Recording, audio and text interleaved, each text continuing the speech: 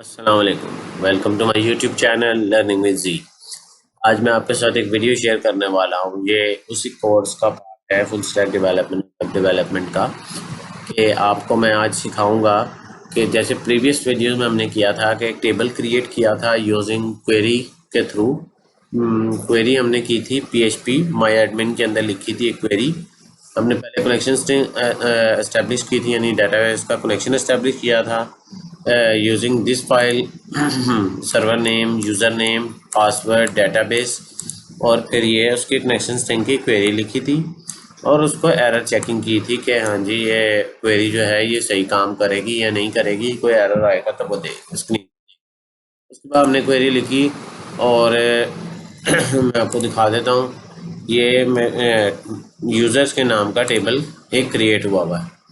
आज हम ये चीज़ देखेंगे कि आप इसको यूज़ करते हुए आप मल्टीपल टेबल्स पे भी कर सकते हैं। हमने ये देखना ये है कि कैसे ये जो डाटा, ये रिकॉर्ड जो पड़ा हुआ है, ये कैसे स्क्रीन पे इसका आउटपुट हम देख सकते हैं। ठीक है, पूरा मैं आपको कोड दिखाऊंगा, चीज़ें एक्सप्लेन करूंगा, कोड सारा एक्सप्लेन नहीं करूंगा, जस्ट स्पेसिफिक वो पार्ट करूंगा कि जिसमें हम इस पे ये काम कर रहे हैं कि हम वो क्या क्वेरी रन करेंगे जिससे हम इसको स्क्रीन पे प्रिंट करवाएं। ठीक है, आइए हम पहले देख लेते हैं। हमारा ये कोड लिखा हुआ है। सबसे पहले है यूज़र, ये एक एम्प्टी अरे लिया हमने, यूज़र के नाम का एक वेरिएबल, ठीक है, क्रिएट किया। यूज़र के नाम का वेरिएबल है, ये यूज़र टेबल नहीं है। ठीक है सॉरी, इसे कंफ्यूज ना हो कि ये वेरिएबल है, ये डेटाबेस का टेबल का नाम नहीं है। ये अरे को ये क्रिएट किया हमने। उसके बाद हमने जो क्वेरी लिखी वो रिज़ल्ट के वेरिएबल के अंदर स्टोर करवाई। क्वेरी का आपको कीवर्ड याद भी होगा, लास्ट टाइम भी माई एसक्यूएल आई क्वेरी जो है ये उसके लिए यूज़ होता है। कौन हमारा जो है वो कीवर्ड जो है ये हमने डीबी कनेक्शन के अंदर यूज़ किया है। ठीक है, ये हम इसलिए यहाँ पर यूज़ करते हैं क्वेरी में। लास्ट टाइम आपको याद होगा यहाँ पर हमने जब क्वेरी टेबल क्रिएट करने के लिए रन की थी, उसमें हमने क्वेरी जो ऊपर हमने की थी टेबल को क्रिएट करने की जो क्वेरी लिखी थी, उसके जो वेरिएबल का नाम था वो था यहाँ पर। लेकिन यहाँ पर अब हम क्वेरी कर रहे हैं सेलेक्ट स्टार फ्रॉम यूज़र्स। ये असल में बेसिकली वो टेबल का नाम है। हमारे टेबल का क्या नाम है? यूज़र्स। ठीक है, सिलेक्ट क्वेरी करता है स्टैटिक, यानी वो स्पेसिफिक नहीं, सारा फ्रॉम किस में? यूज़र्स के टेबल में से।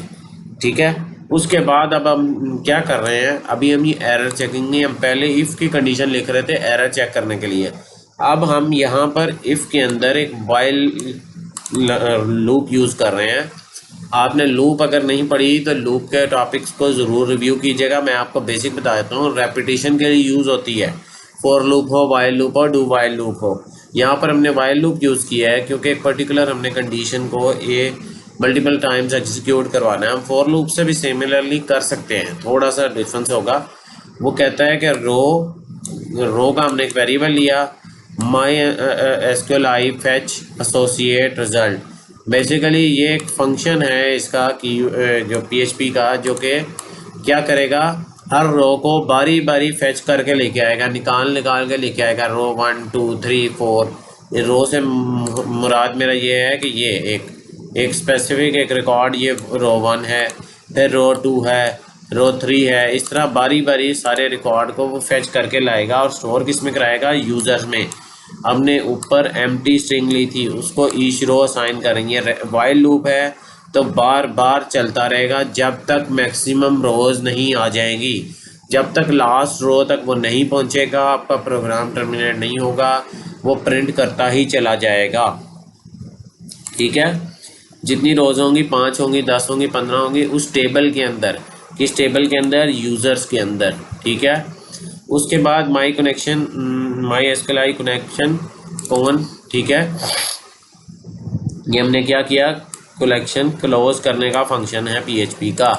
क्या हमें वो पता है कि कौन कीवर्ड है। ठीक है, उसके बाद इसका एक अल्टरनेट तरीका भी है, ये मैंने उसको कमेंट किया हुआ है। ये कोड कमेंट करने का तरीका है एचटीएमएल में कि रिजल्ट माइस्क्यूएल आई क्वेरी। सेम तरीके से हमने क्वेरी से स्टार्ट किया, लेकिन हमने अरे पे स्टोर नहीं करा रहे, हम वेरिएबल में करा के MySQL एसोसिएट फैच कर रहे हैं सिंपली सारी रो को। ये बेसिकली आपकी जो हमने यूज़र्स के अंदर, ये पीछे देखें, यूज़र्स की आगे एक वेरिएबल लिया, उसके अंदर ये सारी चीज़ें फैच कर ली। फैच आल का मतलब ये कि जितनी रोज़ होंगी वो सारी फैच कर लो। ये दोनों तरीके से आप स्क्रीन पे डाटा दिखा सकते हैं। इससे ज़्यादा भी तरीक़ेकार है, सिर्फ ये नहीं है। आप नेट पे सर्च करेंगे आपको मुख्तलिफ़ तरीक़ाकार मिलेंगे कि एक टेबल को स्क्रीन पे कैसे शो करवाया जाए।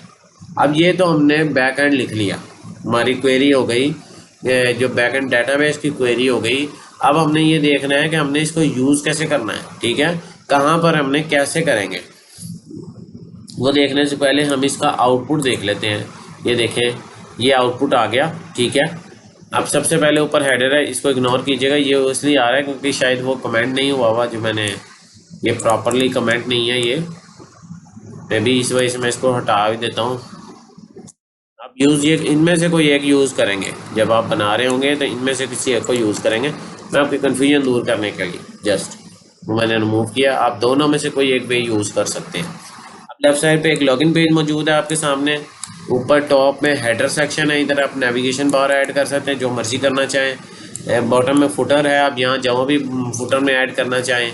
और यूज़र्स टेबल की एक हेडिंग है और उसके नीचे देखें जितना रिकॉर्ड, उसके अंदर कितने रिकॉर्ड पड़े हुए हैं, जितने भी पड़े हुए हैं। ये नहीं है कि कहीं और से आ रहे हैं फैच हो के, इसी टेबल में रिकॉर्ड है, देखें नज़र आ रहे हैं आपको। इससे नीचे भी आगे पेज है, ये इसके मुख्तलिफ, ये कितने तक रिकॉर्ड वहाँ शो हो रहे थे। आप गौर से देखिएगा कि ये 100 से भी ज़्यादा जा चुका है और वो वहाँ पर कितने रिकॉर्ड है, ऑलमोस्ट 125 है। यानी मैंने मल्टीपल टाइम्स एक क्वेरी को सेम ही रिकॉर्ड है। यानी जस्ट आपको एक हैंड्स ऑन एक्सपीरियंस देने के लिए है कि मल्टीपल रिकॉर्ड भी ये टेबल में प्रिंट होते हैं। अब मैंने ये टेबल कैसे क्रिएट किया है, इसका कोड क्या है, आइए देख लेते हैं। मैंने इस पर CSS अप्लाई की है, आप करना चाहते हैं कर दें, नहीं करना चाहते वो की मैंने इसलिए हुई है कि मैंने 2 सेक्शंस क्रिएट किए हैं। एक सेक्शन है आपका लेफ़्ट साइड वाला सेक्शन जिसमें लॉगिन पेज आ रहा है, एक राइट साइड वाला सेक्शन है जिसमें ये यूज़र टेबल आ रहा है। ये दोनों डिफरेंट सेक्शंस हैं और हेडर और फुटर भी डिफरेंट सेक्शन है, ठीक है। तो मैंने ये सारे को डिवाइड करके काम किया हुआ है। आप जैसे मर्ज़ी करना चाहते हैं, आप जो मर्ज़ी जैसे मर्ज़ी CSS लिखना चाहते हैं वो आपकी अपनी मर्ज़ी है, ठीक है। हेडर का सेक्शन, ये एक टॉप बार की क्लास को मैंने अंदर जो ऐड किया, इसमें हम कुछ भी ऐड कर सकते हैं, सिर्फ हेडिंग नहीं, इसके अलावा कुछ भी ऐड हो सकता है। उसके बाद लॉगिन का पेज है, फॉर्म है। ये स्टैटिक मैंने एक्शन के फॉर्म में इसलिए डालते हैं, हम स्टैटिक इसलिए यूज़ करते हैं कि बिकॉज़ अगर हमें कोई पाथ ना देना हो कि जब वो सबमिट के बटन पे क्लिक हो, यानी लॉगिन के बटन पे क्लिक हो तो वो देखें हैश बना देता है, वो कहीं नहीं लेके जा रहा, उसको यहीं पर खड़ा है। तो हमने कोई स्पेसिफिक पाथ ना देना हो, टेस्ट करना हो कि हमारा जो है वो फ्रंट एंड सही तरह काम कर रहा है या नहीं कर रहा है, इसलिए हम इसको यहाँ पर स्टैटिक हैश असाइन कर देते हैं, ठीक है। फॉर्म हो गया, ये फॉर्म आपका आ गया। उसके बाद क्लास, एक राइट क्लास ली, यूज़र टेबल लिया, एक टेबल क्रिएट किया। टेबल में हमारे वेरिएबल क्या क्या हैं, आईडी है, नेम है, ईमेल है, एज है। उसी तरह हमने टेबल हेडर एक आईडी, नेम, ईमेल, एज ले लिया। अब उसके बाद हमने एक क्वेरी यूज़ की है, for each user as a user, users as a users, 2 variable assign किए यूज़र एंड यूज़र के लिए, ठीक है। इससे कंफ्यूज नहीं होना। अब ये भी एक लूप है, ठीक है।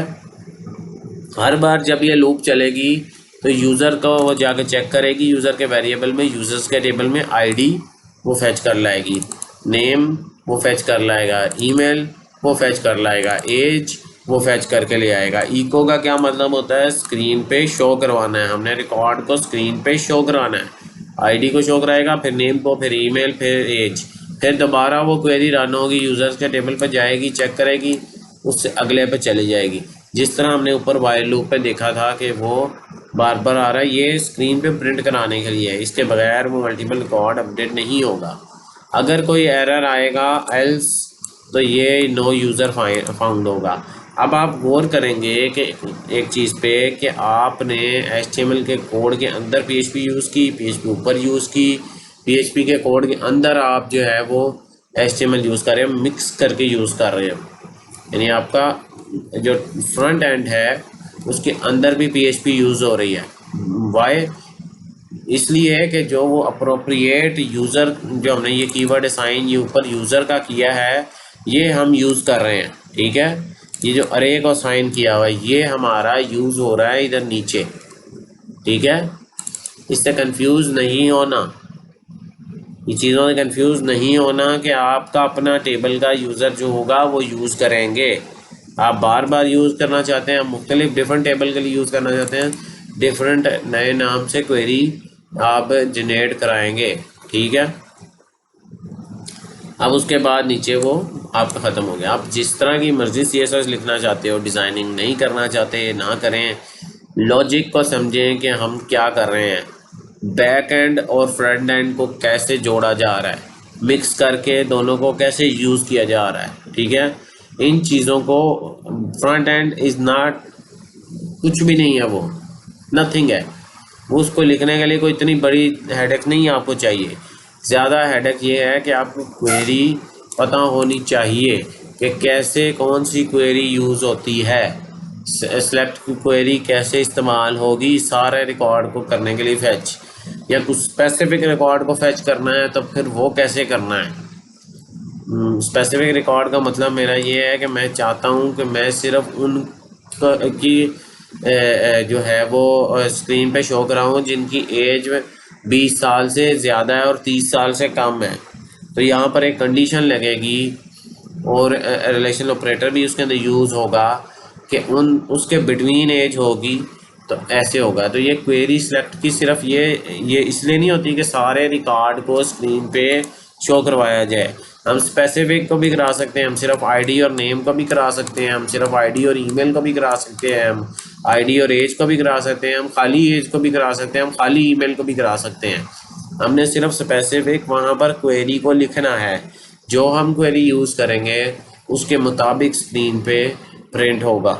अब इंशाल्लाह यहाँ तक आपको उम्मीद है समझ आ गई होगी। हम नेक्स्ट वीडियो में हम लॉगिन का पेज जो है, जैसे अब हमने यही क्रिएट किया है, हम इसके साथ इनको पासवर्ड भी साइन करेंगे, पासवर्ड की फील्ड ऐड करेंगे और फिर हम उसको यूज़ करके देखेंगे कि लॉगिन करते हुए ईमेल और पासवर्ड की क्वेरी क्या लगती है कि वो लॉगिन करता है। ठीक है, ये आपको कोड मैंने आपको दोनों दिखा दिए हैं। मैं अपनी वीडियो को यहाँ पर अख्ताम करूँगा। मेरी वीडियो अगर पसंद आई तो मेरे चैनल को सब्सक्राइब करें, मेरी वीडियो को लाइक करें, ज़्यादा स्टूडेंट के साथ शेयर करें ताकि वैसे फ़ायदा उठा के बेहतरीन रंग में जो है उसको सीख सकें प्रोग्रामिंग को। मिलते हैं अगली वीडियो में, तब तक के लिए अल्लाह हाफिज़, अस्सलाम वालेकुम।